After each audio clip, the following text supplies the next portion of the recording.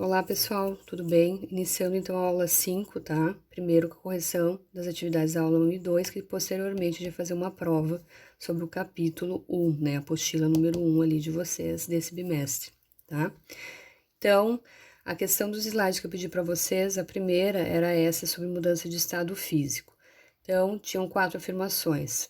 Pedra de naftalina no armário, água deixada no freezer, água deixada no fogo, derretimento de um pedaço de chumbo aquecido. Então, nós temos, né, nessa ordem, 1 até 4, sublimação, solidificação, vaporização e fusão, tá? Depois, na página 16, nós tínhamos as questões 7 e 8. A 7 se referia ao oxigênio ou ozônio, o O3 e o O2. Por que eles têm propriedades tão distintas, tá? Então, por quê? Porque eles têm propriedades químicas e físicas diferentes, né, devido a essa diferença de número de átomos, o oxigênio 2 e o ozônio 3. 8. Psicologia de um vencido. Temos um poema do Augusto dos Anjos, tá? E 3 afirmações. 1. Carbono na forma de grafite e amoníaco são exemplos de substâncias simples. O carbono, sim, só que o amoníaco é uma substância composta, a fórmula NH3. 2. Escuridão e rutilância, brilho, são atribuídas isoladamente a duas formas alotrópicas de uma das espécies citadas. Então, ele se refere ao carbono. O carbono grafite é a escuridão e o brilho, a rutilância, né, é o carbono diamante. Está correta, 2. 3. Na estrofe, são citadas duas substâncias constituídas por átomos de 3 elementos químicos. Então, nós temos como verdadeira por quê? Que é o carbono e o amoníaco, que é NH3. Então, o carbono, o nitrogênio e o hidrogênio, tá? 3 elementos químicos, a 3 também está certa, a letra E. Aqui a gente tem a atividade, ali vocês podem ver que tem o nome do Gabriel, né, Vera, que ele mandou a atividade PPT, daí eu copiei aqui, tá? Então, a número 1, sobre o ácido sulfúrico H2SO4, quantos elementos tem? 3 elementos, tá? 2 era para definir a ciência química, né? Estuda a matéria levando em conta suas composições, reações, transformações. A 3, então, falava sobre a embalagem de um elemento, né? E que dizia isento de elementos químicos. A letra A era para explicar a afirmação, por que ela é incorreta, né? Então, a gente não tem nada que é constituído por matéria que não esteja envolvida a química, tá? Então, ali ele colocou, pois é impossível existir qualquer matéria com falta de elementos químicos. Está correto, tá? B. Como poderia ser enunciado corretamente, né? Então, poderia ser enunciado como isento de produtos que prejudiquem a saúde. A dele está mais correta ali que eu vi das questões, tá? Teve gente ali que se confundiu, repetiu o que estava escrito em cima, ou colocou com menos elementos químicos. Não é isso que tinha que colocar, tá? Porque não existe nada que não esteja isento de elemento químico, ok?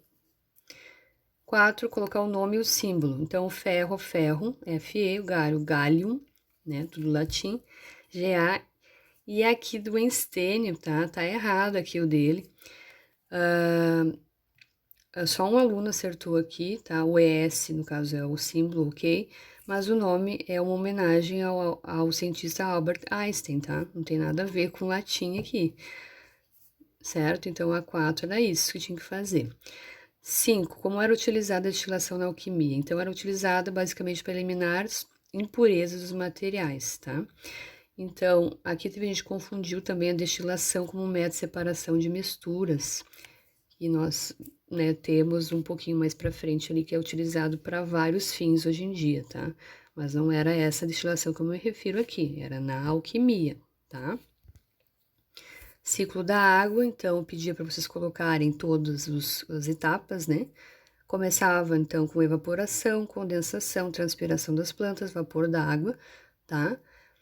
A precipitação, que é a chuva, e a infiltração, formando os lençóis freáticos. As duas mudanças de estado físicos aqui importantes eram a evaporação e a condensação.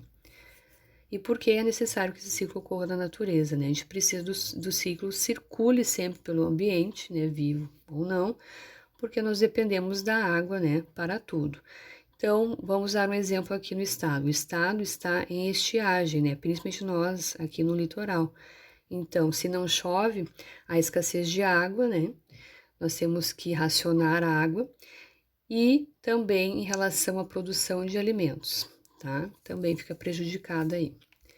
Depois, o vídeo que se referia ao mundo de Bikman, né? Colocava um experimento para vocês colocarem as etapas do método científico, né? Então, o método científico, a gente coloca ali com Boyle, com Lavoisier, né, que iniciaram esse método para começar, de fato, a ciência, tá? A investigar a ciência de uma maneira geral e depois especificando a química, tá? Então, nós temos ali a definição, o método de como os cientistas usam ideias e informações para resolver problemas e responder perguntas, tá?